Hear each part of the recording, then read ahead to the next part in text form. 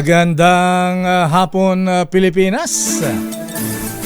Ako po si Deo Macalma. Sa pangalan po ni Miss Thea Petrocarpuz, ito naman po si Vina Pearl Hesoro.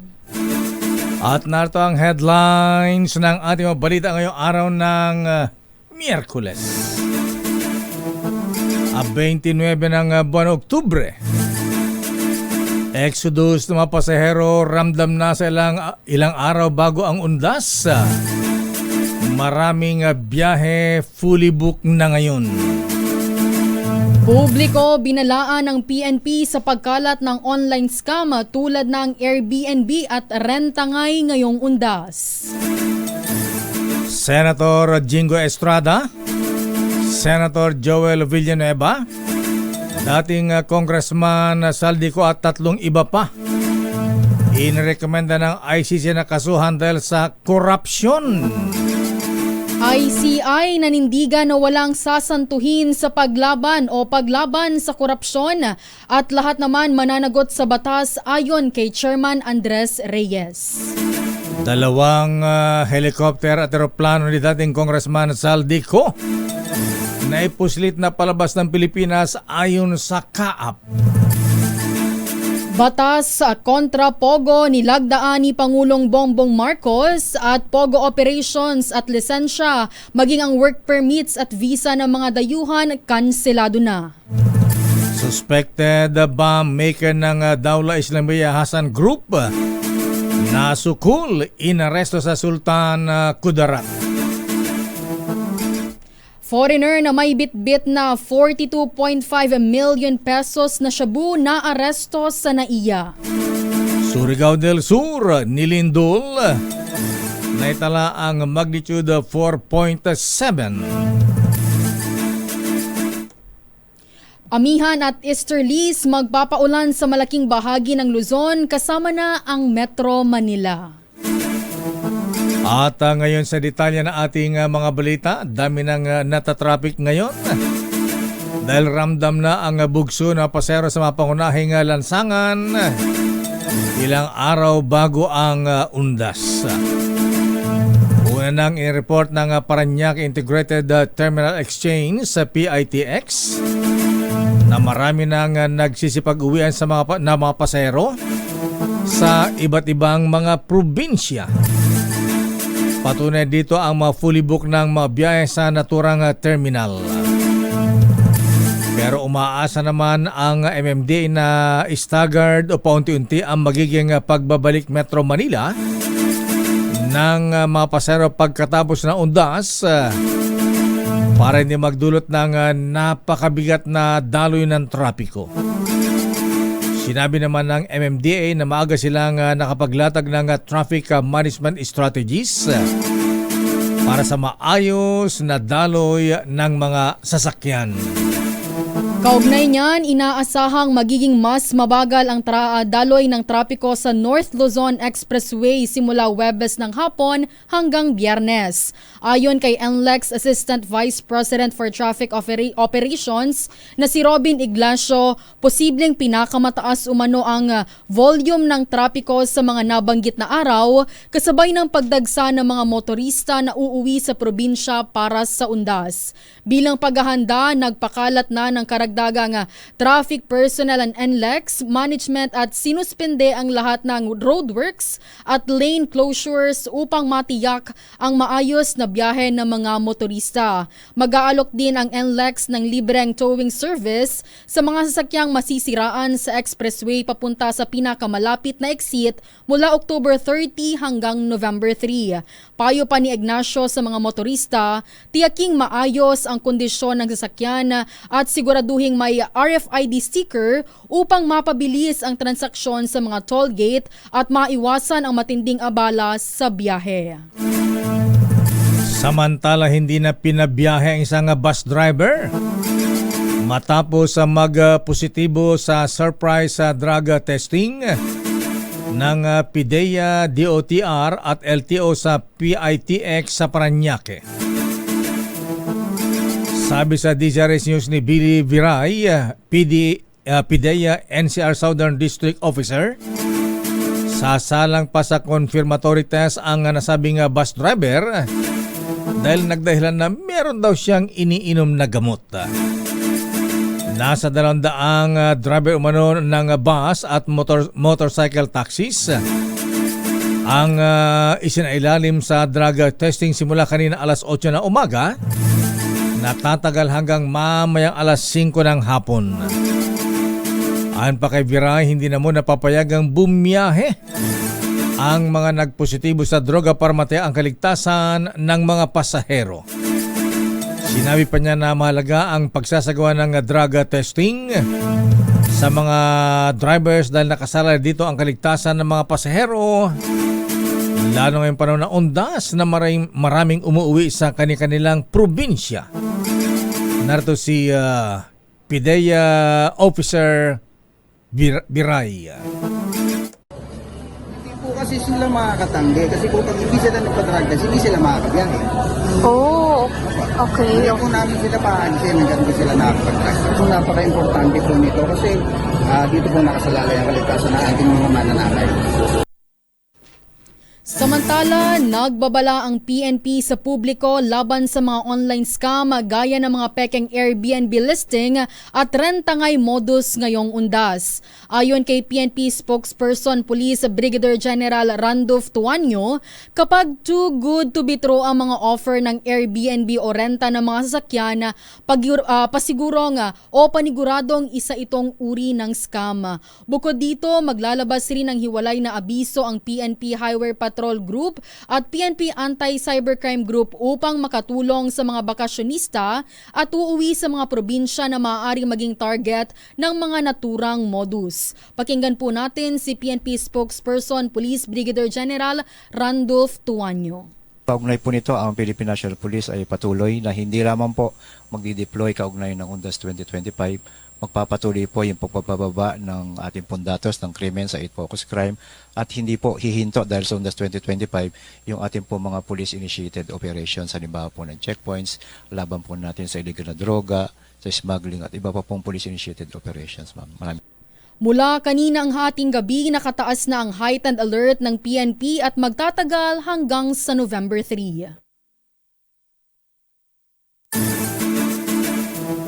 Samantala, inirekomenda na ng Independent Commission for Infrastructure ICI ang pagsasampa ng criminal at administrative cases sa Ombudsman laban kina Senator Jinggoy Estrada, Senator Joel Villanueva, dating Congressman Saldico at 3 iba pa.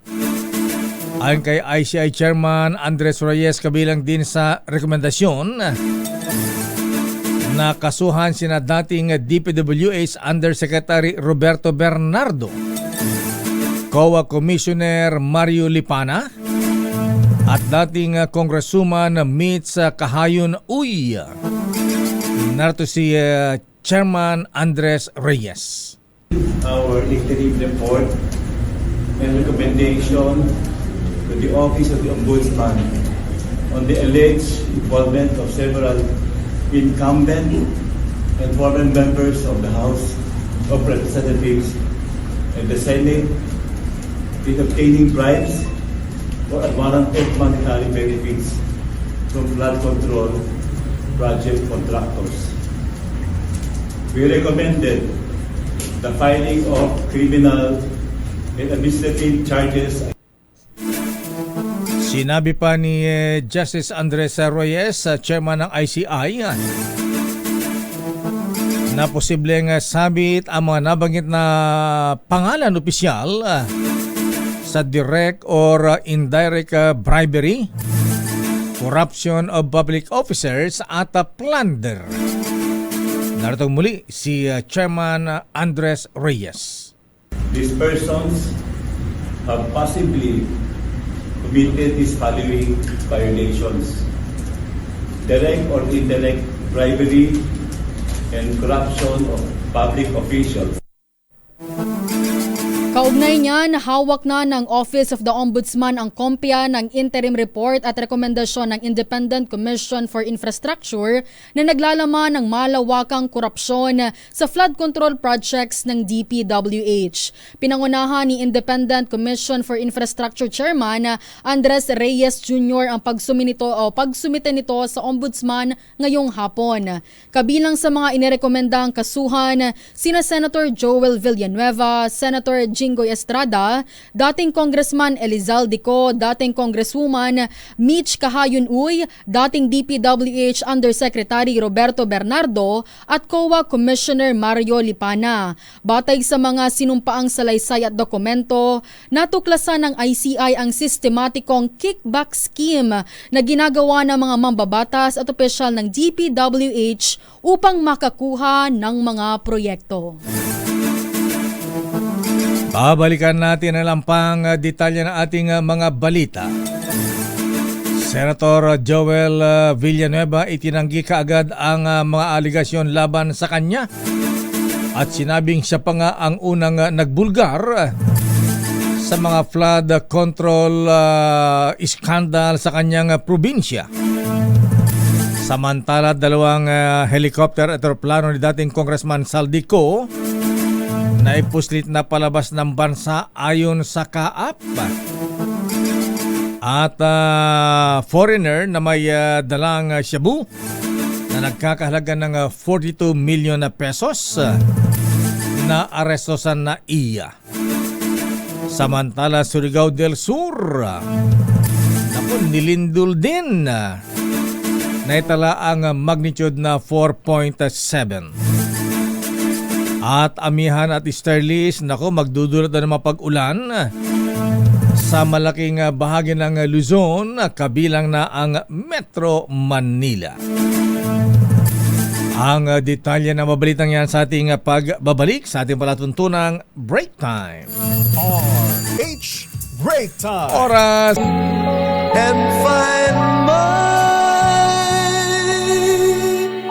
stockings filled with you.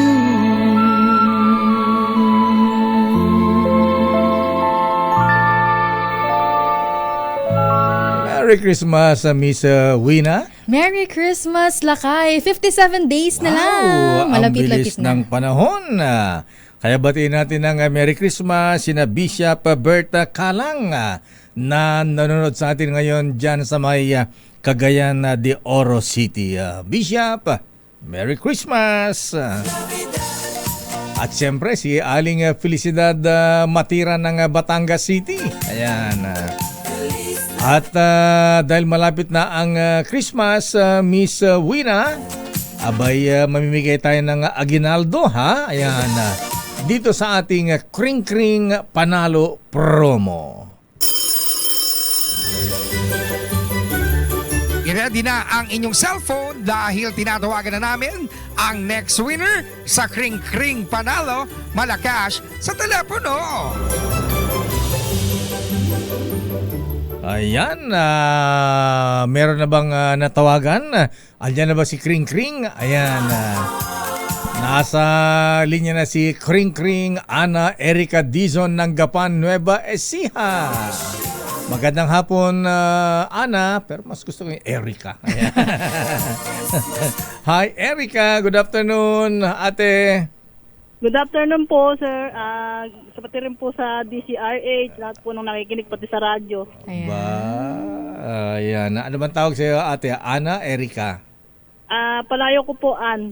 Ann, ayaw mo na Erica, ha? Ayan. Okay, ate Ann. Abay, simple lamang po ang tanong namin, ha?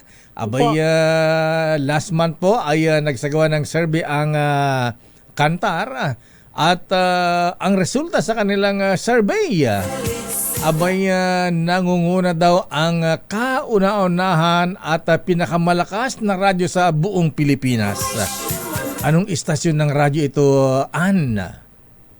Opo, DCRH po. Ang galing mo talaga, ate. Dahil tama ang sagot mo, ate Ana Erica Dizon ng Gapan, Nueva Ecija, meron kang premium 500 piso. Congratulations. At siyempre sa ating mga balita, abay hindi lang yan, meron pa tayong exciting na balita mga kuyang mga ateng. Abay kayo ba'y gustong manalo ng 1 milyon o kaya ay brand new car? Abay ito po ang exciting na balita po para sa inyo. Ngayong 50th anniversary ng may mega millionaire promo na may up to 50 million pesos worth of prizes. Kasama na dyan ang instant GCash vouchers at maging monthly winner ng brand new car. O kaya 1 milyong piso. Yes, Bishop Bert Kalang. Pwede rin po kayong sumali rito, ha? At simple lang sumali. Bumili lamang ng special mark Mega Sardines, Mega Mackerel at James Coffee Products. Kunin po yung promo code sa loob ng lata o sachet at isend sa official Facebook page ng Mega Sardines. Siyempre, itago po yung sachet o takip ng lata na may promo code dahil kailangan ito para maklaim ang major prize kung sakaling kayo ang manalo. Tulad ni na Angeline Christine Rayos ng Oriental Mindoro, nanalo ng 1 milyon. At eto pa ha, nanalo rin. Siya na ang pangatlong nanalo ng Toyota Race. Si Neil Villanueva ng Zamboanga del Sur. Congratulations sa inyo mula kay Marvin Q. Lim. At kung gusto nyo manalo rin, abay sumali na sa Mega Millionaire Promo. Ang promo po ay hanggang December 31, 2025. At ngayon balikan natin ang ating mga maiinit na balita. Abay itinanggi kaagad ni Senator Joel Villanueva ang aligasyon na dawit siya sa maanumalyang flood control projects. Nanindigan ng senador na wala siyang kinalaman at katunayan ay siya daw ay nag-question. Unang nag-question at nagbulgar sa mga flood control project anomalies na hindi nagawa.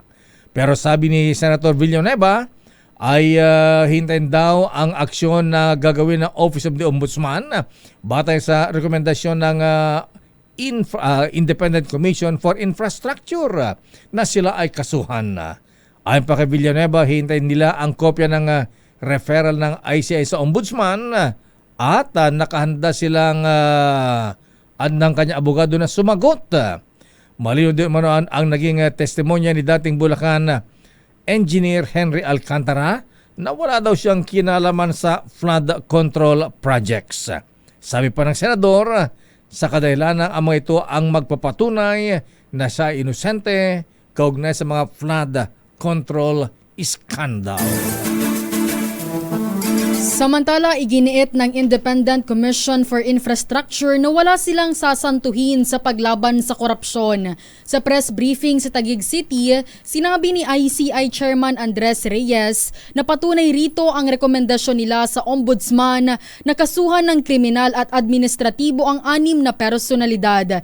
Idiiniin niya na mananagot sa batas ang mga responsable sa flood control anomaly. Ayon pa sa ICI Chairman, patuloy nilang iimbestigahan at pakakasuhan ang mga tiwaling opisyal at iba pang nang lumbat sa kaban ng bayan. Pakinggan po natin si ICI Chairman Andres Reyes.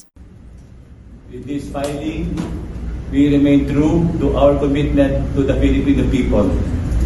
No one will be spared in this fight against corruption. Politicians and government officials will be investigated and charged by credible evidence. Those found responsible will face the consequences and held accountable under the rule of law. To aspiring criminals, crime will not and does not pay. We will continue to investigate, follow the evidence, pursue charges to the very last man involved.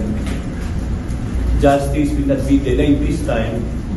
This is our promise to our countrymen.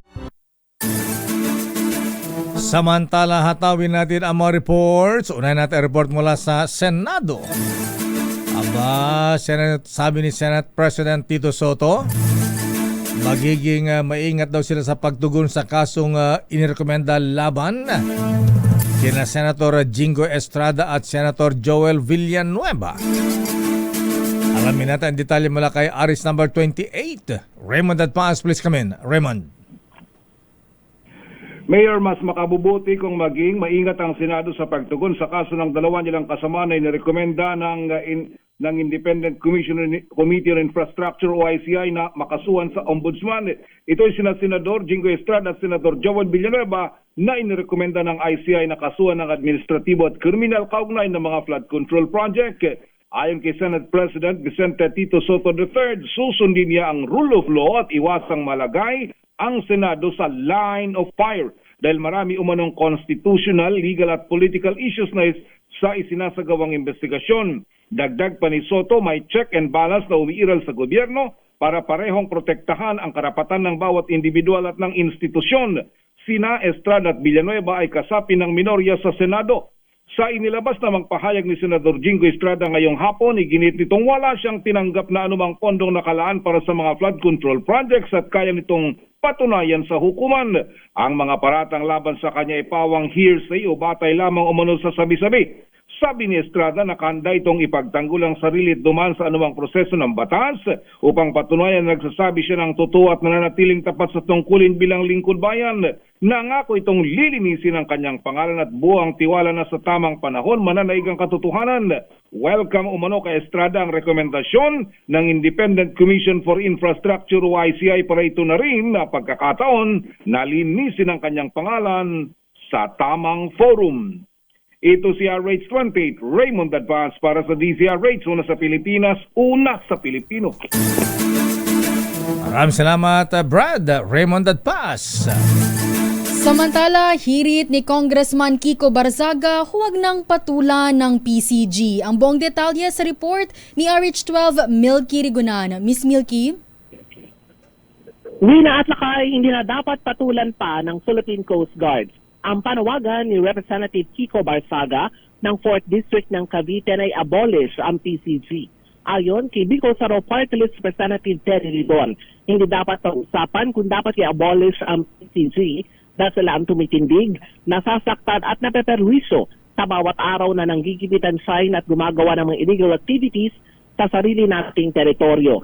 Sabi ni Ridon, marami mga gawain ng PCG para pagkaabalahan at patulan ang panawagan ni Barzaga. Welta ni Ridon kay Barzaga, higit pa sa kabayanihan ay pinapakita ng PCG gaya ng pagharap sa pambobomba ng water cannons, pagkapuri ng isang nalang kasamahan at pagbangga ng Chinese vessels.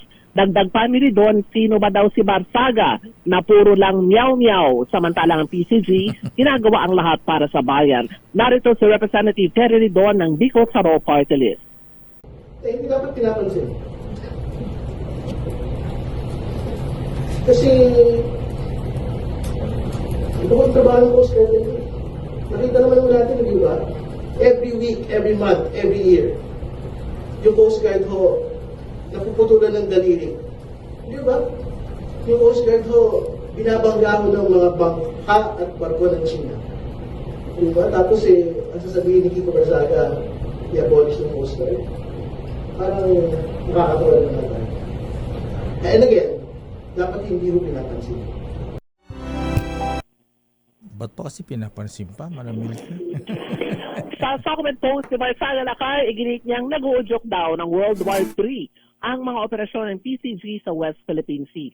Bukod sa alegasyon na ang PCG ay corrupt organization at aksaya lang namang daw sa pondo ng bayan. Ako si Milky Rigunan nagulat para sa DZRH, una sa Pilipinas, una sa Pilipino. Maraming salamat, Manang Milky mula sa Kamara. Alamin natin ang report mula kay Edniel Parrosa mula sa Armed Forces of the Philippines sa Campo Aguinaldo. Abay, Pilipinas at Canada kasado ng pumirma ng Visiting Forces Agreement. Ba? Maganda yan. Aris number 52, Edniel Parrosa. Please come in, Edniel. Lakay, lalagtana ng Status of Visiting Forces Agreement o SOFA ang Pilipinas at Canada sa darating na linggo, Nobyembre 2. Anunsyo ng Department of National Defense spokesperson, Assistant Secretary Arsenio Andolong, nakatakda itong pirmahan sa bilateral meeting ni Secretary Gibo Teodoro at Canadian Minister of National Defense David McGuinty. Pagtapos pirmahan itong SOFA, isusumito ito sa Presidente para sa kaukulang ratifikasyon. Noong nakaraang taon, pumasok sa defense cooperation ng dalawang bansa para lutuin itong negosasyon sa kasunduang natapos din naman itong Marso. Setyembre, nagpadala pa ng warship ang Canada sa West Philippine Sea upang lumahok sa multilateral maritime cooperative activity na personal na nasaksihan ng DZRH News. Oras na maging epektibo itong SOFA o itong VFA, mapadadalas pa ang parehong palitan at paranatili ng mga sundalo sa bawat isang bansa para sa joint training. Katulad ito ng umiiral ng VFA ng Pilipinas sa Amerika, Australia at Japan, habang kalalagda lamang din ng SOFA sa New Zealand. Una nang winelcome ng Secretary Teodoro ang kagustuhan ng Canada na mapanatili ang kapayapaan sa Indo-Pacific region sa gitna ng patuloy na tensyon dito sa lugar. Ito si Edniel Parrosa, nag-uulat para sa DZRH. Una sa Pilipinas, una sa Pilipino. Maraming salamat RH52 Edniel Parrosa. Samantala, umano'y sistematikong kickback scheme na bunyag sa investigasyon ng ICI kaugnay ng flood control scandal. Ang buong detalye sa report ni RH15 Giselle Ricafort. Giselle? Wina na bunyag sa investigasyon ng Independent Commission for Infrastructure ang di umano sistematikong kickback scheme kaugnay ng investigasyon sa anomalya sa mga proyekto sa flood control. Batay ito sa mga sinumpaang salaysay at mga ebidensya na isinumite sa komisyon ni na dating Public Works Engineer Henry Alcantara, JP Mendoza at Bryce Hernandez. Ayon sa ICI, ang mga mambabatas ang umaaktong proponent ng mga proyekto at naglalagay ng flood control project sa ilalim ng pambansang budget. Ipinadadaan umano ang bayad sa mga engineer ng DPWH gayon din sa mga kontratista upang masiguro ang pagkakaloob ng proyekto at mapapilis ang paglalabas ng pondo ng pamahalaan. Sinabi pa ng Independent Commission na batay sa mga nabanggit na opisyal ng Public Works Department, nagdulot ang mga nabanggit na modus ng pagtaas ng halaga ng mga proyekto, substandard implementation at paglilihis ng bilyong-bilyong pondo ng gobyerno sa loob ng ilang taon. Ito si Giselle Ricafort para sa DZRH, una sa Pilipinas, una sa Pilipino. Maraming salamat Giselle Ricafort. Samantala ang ombudsman abay magsasampa na ng kasong kriminal sa Sandigan Bayan laban sa opisyal na nasasangkot sa flood control scandal bago pa sumabit ang November 25. Alamin natin ang detalye mula kay Aris number 5, Val Gonzales. Please come in, Val. Mayor at Miss Wina, kumpiyansa si Ombudsman Boying Rimulya na makapagsasampa na sila ng formal na kasong may kinalaman sa kontrobersyal na flood control project sa Sandigan Bayan on or before November 25. Itong inihayag ngayon ni Ombudsman Rimulya kasabay ng pagsusumite ng interim report at recommendation ng Independent Commission for Infrastructure sa Office of the Ombudsman para sampahan ng kasong dalawang senador, dalawang dating mambabatas at dalawa pang opisyal ng DBM at COA ngayong hapon. Sa pulong balitaan dito sa Ombudsman, sinabi ni Rimulya na kabilang sa first batch ng isasampang kaso ay kinabibilangan ng 14 hanggang 15 public officials at ang unang batch ng kaso ay konektado sa flood control project sa Bulacan at Mindoro. Target is really by November 25 we will have cases in the Sandigan Bayan already or filed with the Sandigan Bayan by November 25 hopefully. And nag-usap na po ba kayo sa Sandigan Bayan or the Supreme Court? I'm supposed to have a dialogue with them on Monday unless it's reset. And but I also have to talk to the Supreme Court about some matters pertaining to jurisdiction. Sabi ni Ombudsman Rimulya, kasama sa mga respondents ang ilang mga opisyalis ng DPWH district offices na mayroong salary grade 27 pataas. Kabilang sa mga kasong isasampa ay graft o katiwalian, malversation, falsification at bribery. Yan paman tumanggi munang magbigay ng pangalan si Rimulya kung sino-sino ang unang mga masasampahan ng kaso.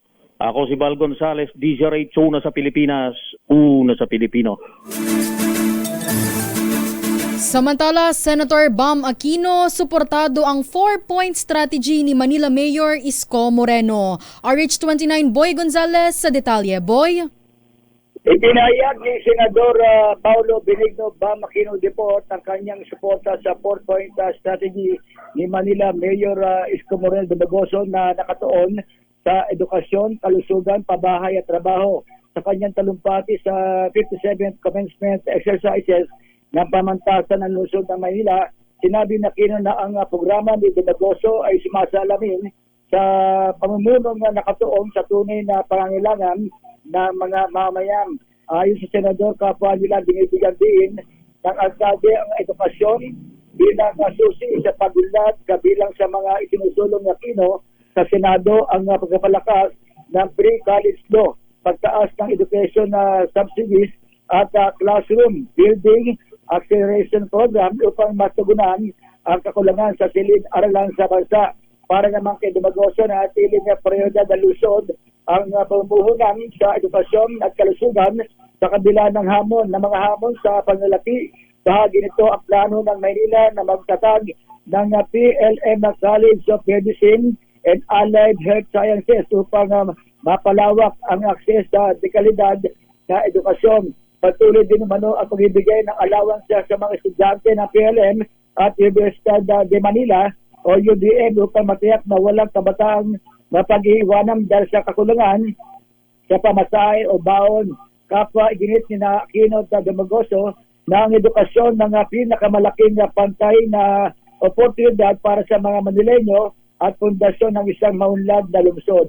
Ito si Boy Gonzales para sa Disari, una sa Pilipinas, una sa Pilipino. Maraming salamat, Boy Gonzales. Nako umaalma yung mga empleyado mga kadi, mga umbrella girls dyan sa Intramuros Golf Club. Bakit lakay? Dito sa mungkahi ni Yorme Isko Moreno. Nagawin daw park ang golf course dyan sa Intramuros, Manila. Kaya lang wala pa yatang decision ang Pangulong Marcos. Kung ano ang gagawin, aprobahan ba o hindi ang rekomendasyon ni Yorme Isko. Happy birthday muna kay Kuyang Anton Abergas ng Kapatiran Masonic Class number 228. Binabati ng kanyang pinsan si Kuyang Mem San Gabriel at si ating Avik. Happy birthday. Samantala, kinumpirma ng Civil Aviation Authority of the Philippines CAAP na naipuslit na ng bansa ang tatlong air assets ni dating Congressman Saldico.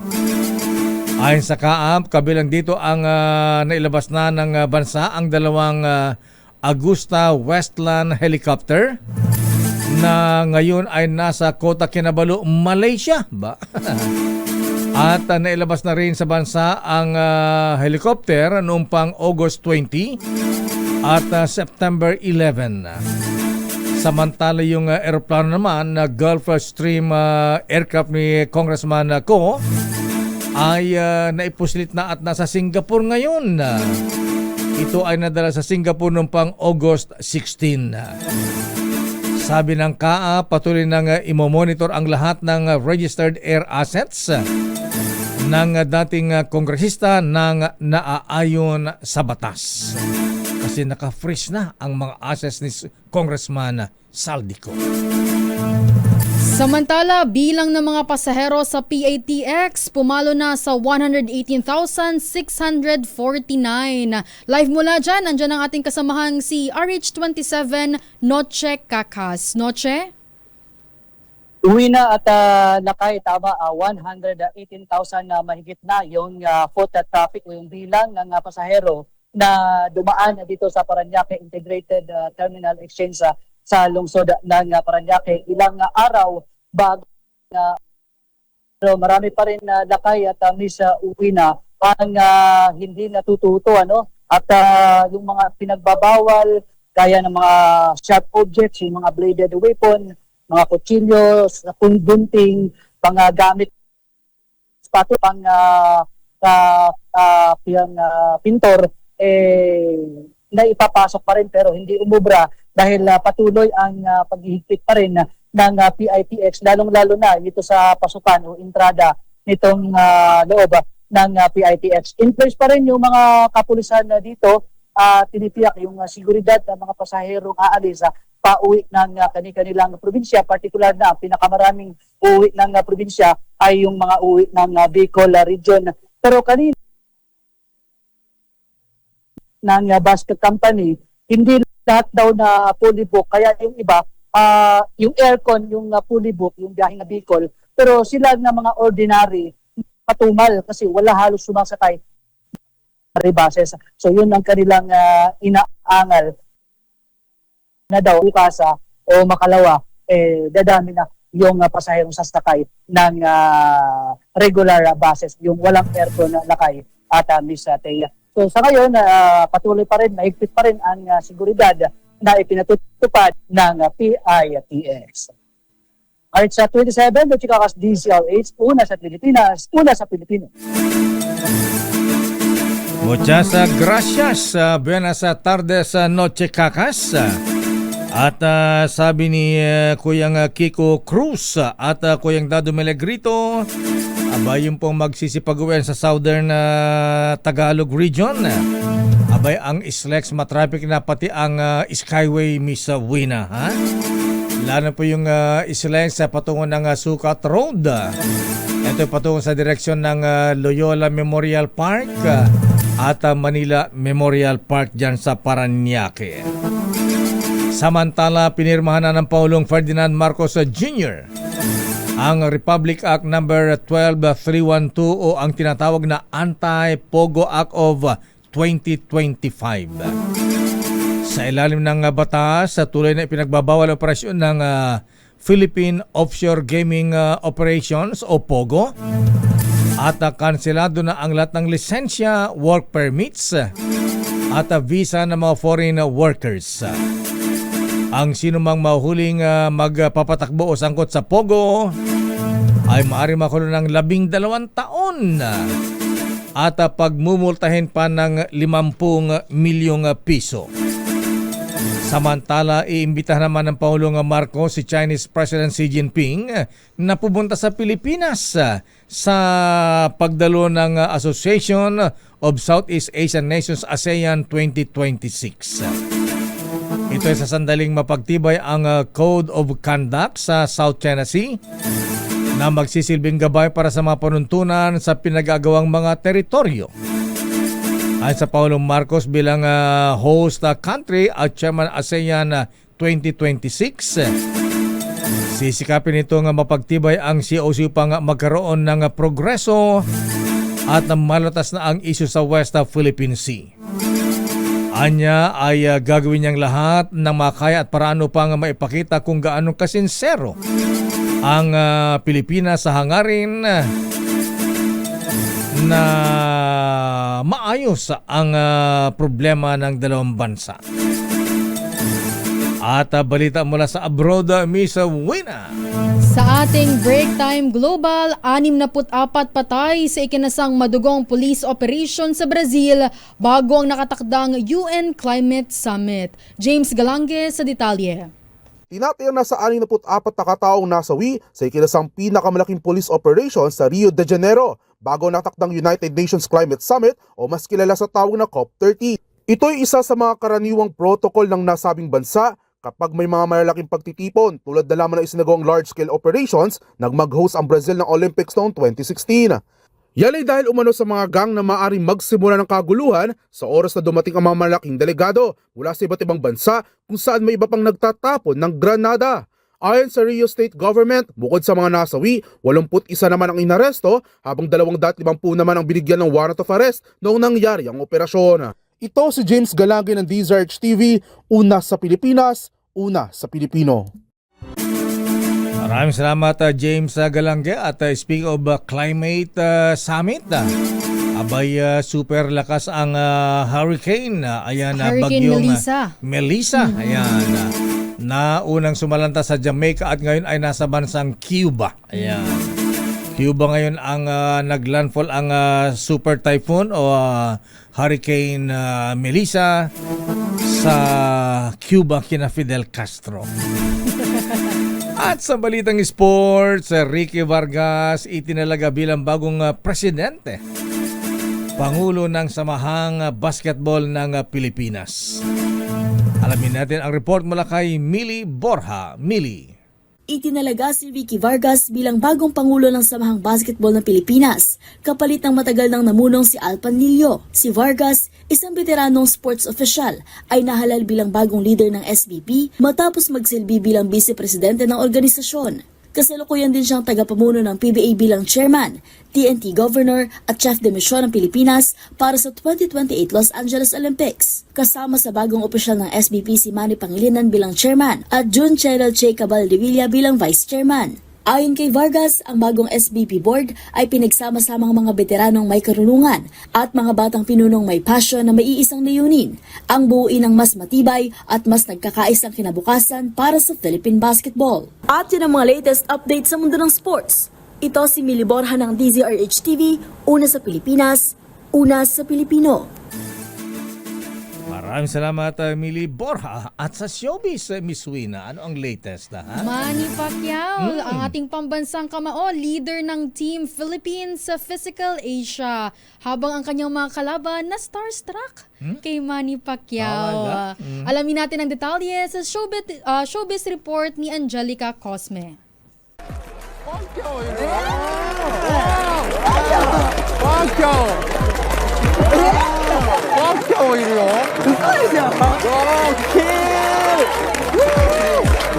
Yan ang reaksyon ng mga banyagang kalaban sa pangmalakasang entrance ni pambansang kamao Manny Pacquiao kasama ang iba pang atletang Pinoy sa kalalabas lang na Physical Asia sa streaming giant na Netflix. Ako si Manny Pacquiao, former world boxing champion. Annyeonghaseyo. Si Pacman, leader ng Team Philippines na kinabibilangan din ng weightlifter na si Ray Jefferson Carubin, CrossFit athlete na si Lara Lorraine Liwanag, at mga national athlete na sina Mark Mugen, sambo athlete, Justin Coveney, rugby player, at Robin Lauren Brown, hurdler. Sa pagsabak sa kompetisyon, nais niya ng 46-year-old na boxing legend na ipakita sa buong mundo ang talento at pagiging palaban ng mga Pinoy. Kalaban ng Team Philippines ang iba pang atletang kinatawan ng South Korea, Japan, Thailand, Mongolia, Turkey, Indonesia at Australia.